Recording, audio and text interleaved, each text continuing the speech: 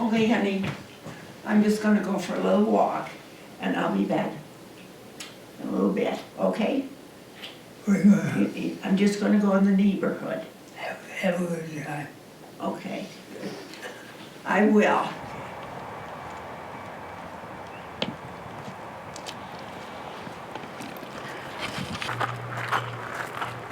You know how you go through life and you are living it, you aren't thinking about it or turning it over in your mind all the time at all. So looking back, I realize how unusual Norman is in a lot of ways.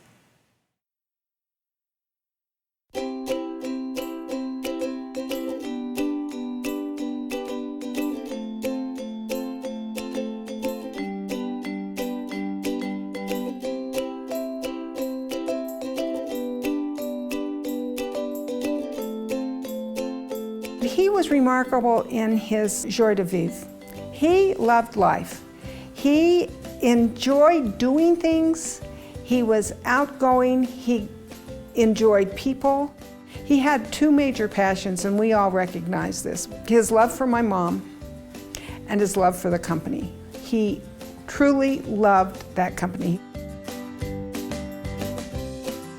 He had a sense of honesty and integrity that carried him through.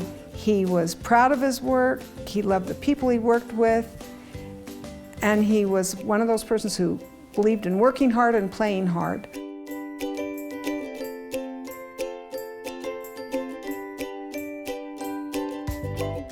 The O.C. Tanner Company would never have grown and developed the way it did without Dad's energy, his enthusiasm, his salesmanship. He was a huge part in the development and making it from a very small operation within the confines of Utah to a national company and then an international company. I really wanted to honor Mom and Dad. I want that legacy to be known.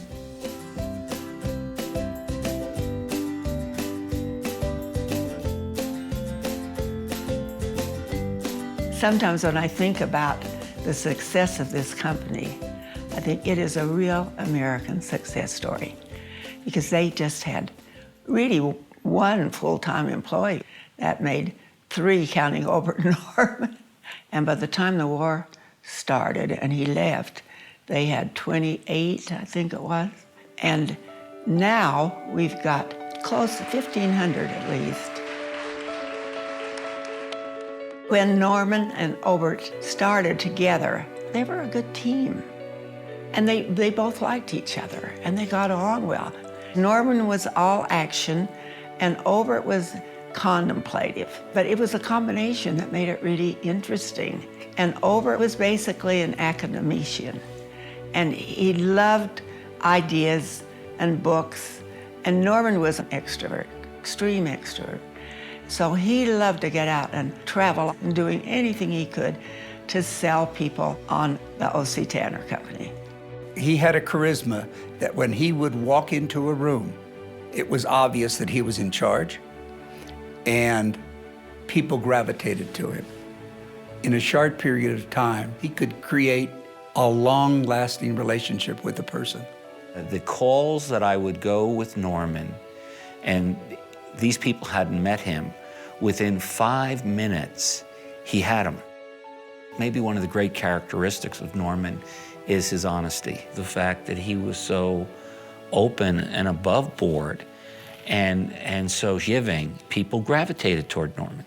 And Norman could relate to anyone. They were quite poor. They started out with nothing. His mother was a musician, and she played the piano, and she had worked her way through school. And Norm's father worked on the railroad, so they started out very humbly. But eventually, he left the railroad entirely and went into selling life insurance.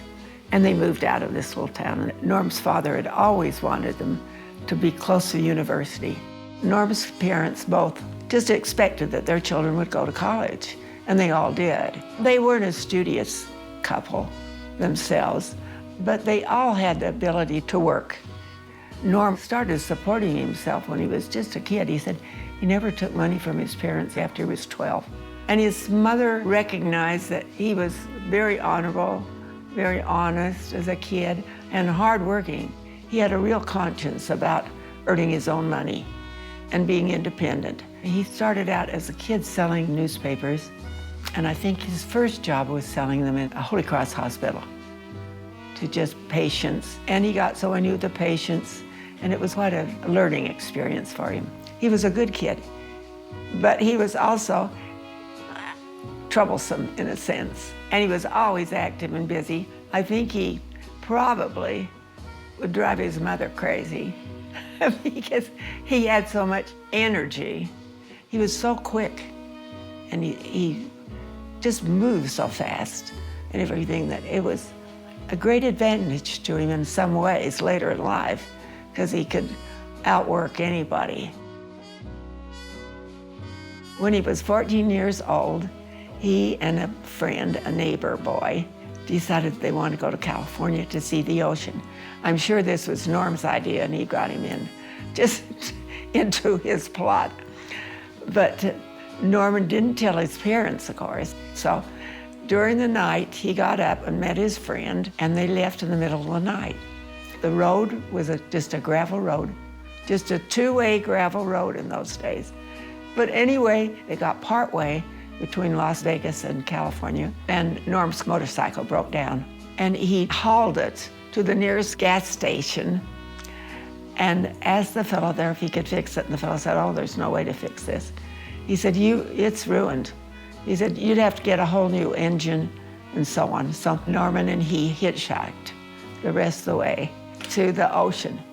And they got to the ocean. They took off their clothes and went swimming in the ocean, and then they were ready to go back home again.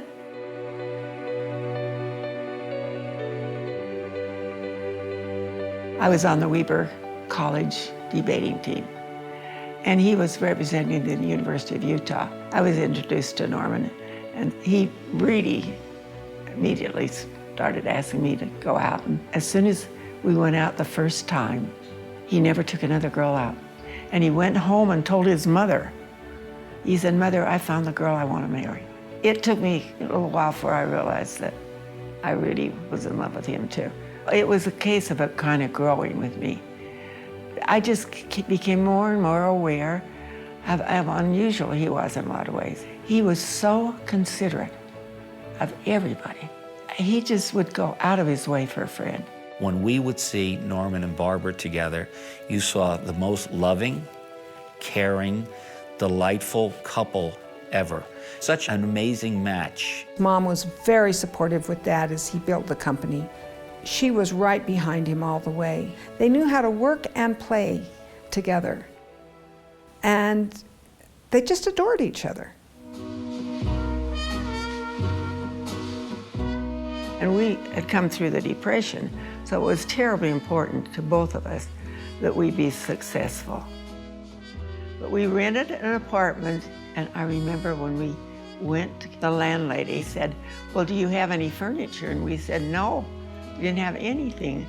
And so she said, "Well, maybe we can help you a little bit." She said, "We've got some furniture people have left some leftover furniture in the basement." And she said, "We can maybe get enough for you to get by." She was really helpful. And so we went down her basement where they had stored a few things, and we got enough furniture that we were able at least to have a sofa and a few chairs and a bed. When they were first married, they had very little money. She actually had just gotten her bottle of milk. It was delivered in those days. And she dropped it and the whole bottle broke. And she started to cry because they had so little money. I mean, you couldn't just go run out and buy another bottle of milk. Well, Norman started first with Obert, just doing some handwork and making the jewelry when he was probably just maybe a little in college, a little bit in high school. And it was that time that Obert approached him and asked him if he'd work for him. Obert was then planning to go to Stanford, and he was looking for someone to take over this little pin and ring business. At that time, he was the only one other than the fellow that was making the pins. Even though Norman hadn't had much experience selling, Obert couldn't help but see his ability to get along with people and to sell. Immediately, Norman started making friends and selling and increasing even the high school business. That first year, he started also selling a few little pins to fraternities and sororities. And Norm said the potential is great. And this is while Obert was gone after Norman took over that first year. Then he went to the Utah Power and Light and all the little businesses around here, trying to stir up business for pin making. And it opened up a whole field, of course, of possibilities outside of Utah. Dad was just the backbone of the company. He did just about everything.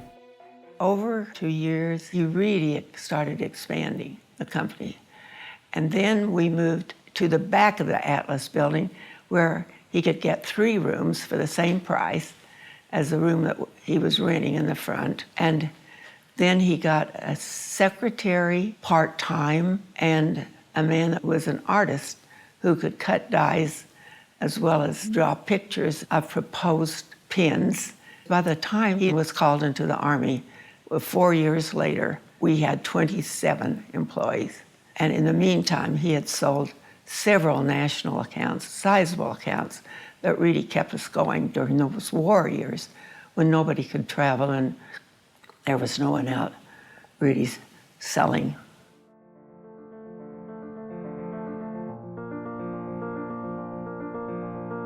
One day, Obert and Norman were skiing, and they heard about Pearl Harbor. And they came down, and Norman joined the Army, and he became part of the Army Air Corps. You'd been exposed to the horrors of war. Were you prepared for Dachau? Not at all. War was a piece of cake compared to what I saw at Dachau.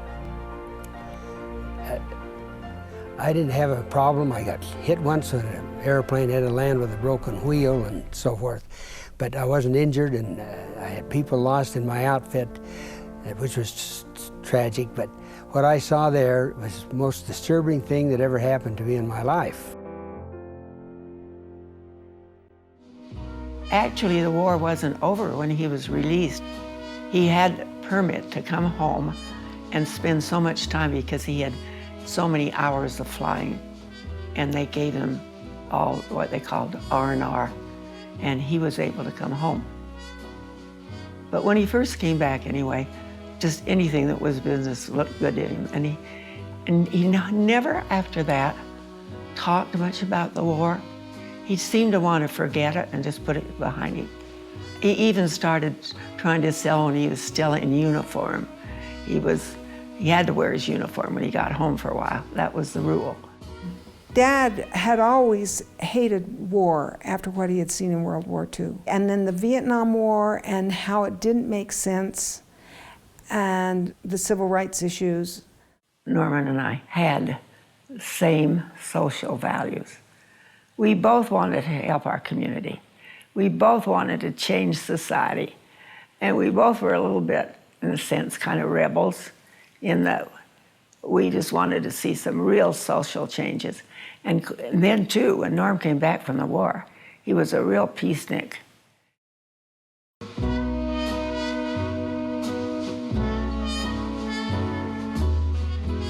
He came back in 1945 and began again to sell for the company. And after the war, the company reached $1 million in sales. Obert continued to teach at the University of Utah. Norman continued to sell. Norman, from the very beginning, could see the opportunities. He could see he would have to move out of Utah and sell to the whole United States. And there was no limit on what we could do and how much we could grow. And from the very beginning, he wanted to make quality merchandise. And as time went on, we led the industry really in improving the merchandise and adding jewels to it. At that time, Lenny Hilton was head of manufacturing. If there were any problems in the production line, any glitches, Lenny and he would discuss them. They'd go figure out how to solve the problems. That was what was so fun about my dad. He was just a problem solver.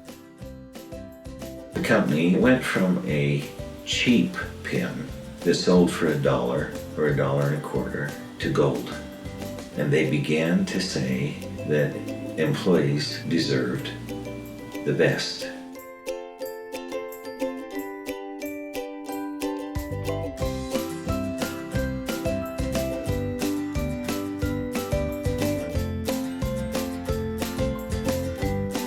And O.C. Tanner really grew when they put gold and silver and precious stones into their products.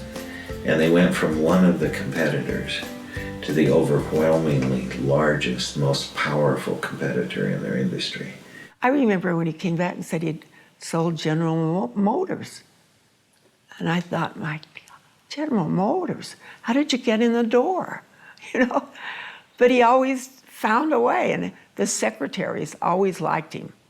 And he'd get to know the secretaries, and then he'd remember their birthday or something, and he would get in all these doors that I thought were closed to a little company back in Utah. You know? Mom used to go on some of his business trips with him when she could. They had Susan and Clark with them, and they were driving up in the Northwest, and they were driving along, and Dad saw this huge factory, and they just stopped, and they didn't know what it was, and Mom stayed in the car with Clark and Susan, and Dad went inside, and about half an hour later, or maybe longer, he came back out, and he had made a sale, and it was Boeing Airlines. Obert was wonderful in the competitive world. Norman added the sales energy, and so, as with any company, great contributions are made by various people, and in this case, where you've got two principal people, then you have enormous contributions from both of them that were complementary. I have fond memories of Obert. When we were kids, we would stop at their home with Christmas presents and see Grace and Obert and the kids, and I remember all of those kids coming to our house. But there was a lot of interaction, and people would say to us, oh, what an interesting combination, these two men, that they have this company together. You know, because one is very intellectual and one is a doer, a go-getter.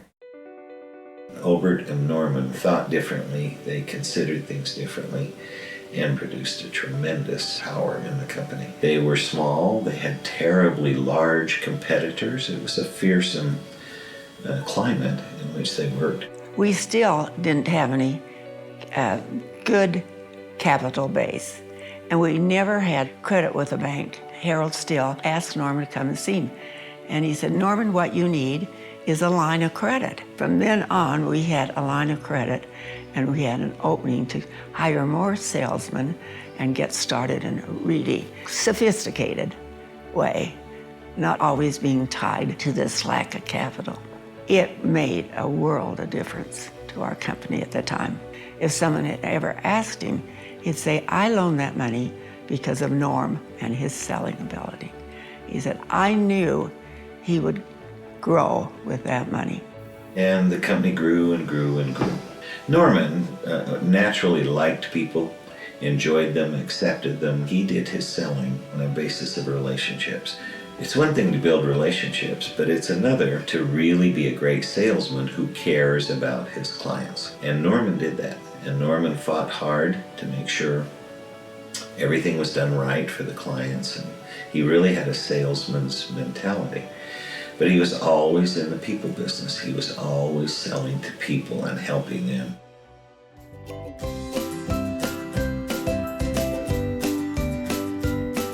He was really incredible.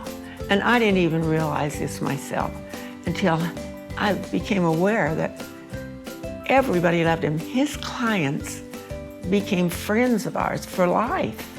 On one occasion, I came out with my family and did the wining and dining and the factory visit. And then afterwards, Norman said, here, take my keys, go anywhere you want. I said, I planned on going up to Yellowstone. He says, well, take my car. Here's a man, gives me his car. I was gone for 4 days up in Yellowstone, and he was just, that's the kind of guy he was. Extremely generous, not worrying about the small stuff. I am especially fond of salespeople. Sales is what mattered. That makes us or breaks us. It didn't matter where or what. Norman Tanner was the ultimate salesman. He was always positive, optimistic, and he was so caring about all of the employees of the company. And he was proud of the company, and what he was most concerned about was that the little people were treated fairly and right. He used to call me often and say, are we treating you right? Are we treating the people right? And if the company does well, everybody shares in it. And Norman was especially concerned that people were given their fair share. He never just sold products. He got involved with the person and the company and built a relationship. And I know from Barbara's and Norman's stories and the girls that they had people come from all over the country and stay at their home who were either clients or salespeople.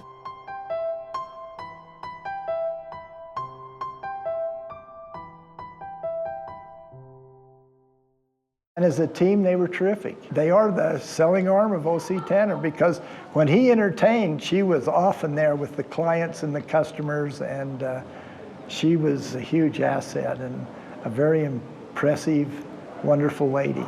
I think you have to be a team. You're not two people just living together, fighting for two different lifestyles or careers. If you're going to be successful, you're a team. You work together. The other thing that you loved about them, their athleticism. Norman and Barbara have done it all. Whether they hiked down the Grand Canyon and hiked up Pikes Peak. I used to love to see the two of them go out and play tennis because they were formidable. And if we had a mixed tennis tournament, they would win. Well, we just skied a lot and loved it. It changed winter for me. But I never would have done it without Norm, because I wouldn't have taken off on my own. And I probably wouldn't have played tennis.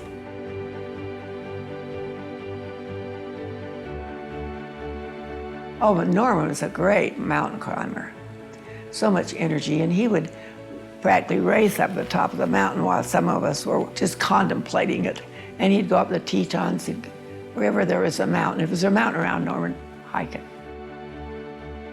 I had wonderful hiking trips with him, and I could barely keep up with him. I don't think it was until he was in his 80s that I actually felt like he wasn't getting way ahead of me. Dad really cared about peace, about women's rights, about civil rights. He was never afraid of standing up for what he believed in and saying it straight.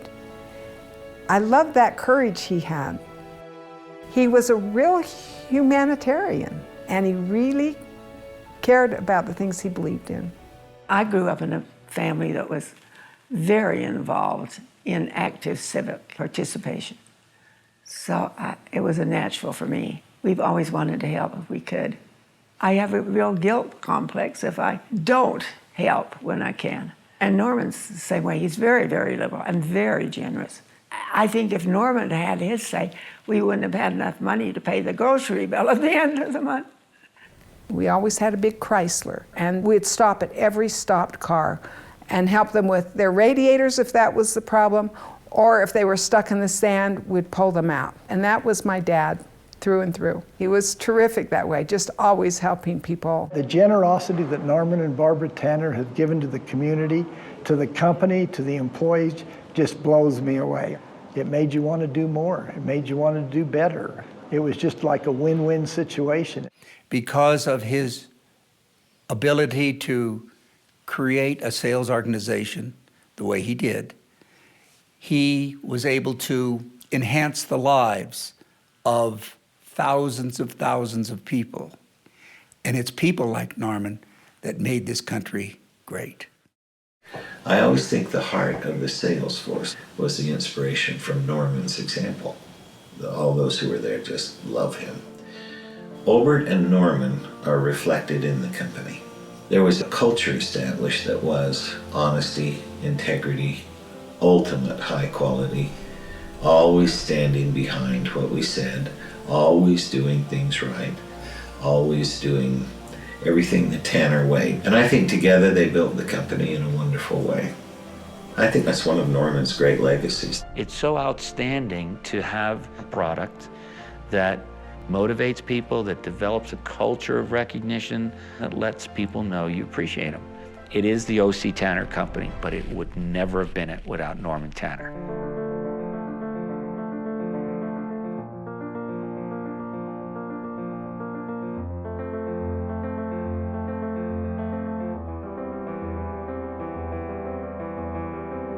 What was your favorite Norman story? Gosh, there's so many. I think one of the funniest was Caterpillar Tractor Company, where Where are they located? they're in Peoria, Illinois. Okay. And it was in the middle of the winter, and there was a typing pool of about 25 or 30 women, and they're all at their typewriter typing away, and then the clickety, clickety, clackety, and then, this was a long time ago before computers. Yeah. And I bring Norman in, and these girls haven't seen sun on their bodies for 4 months. He walks in with a red sport coat on, with a suntan that would knock your eyes out, and Mr. Charming, and all the typewriters stopped.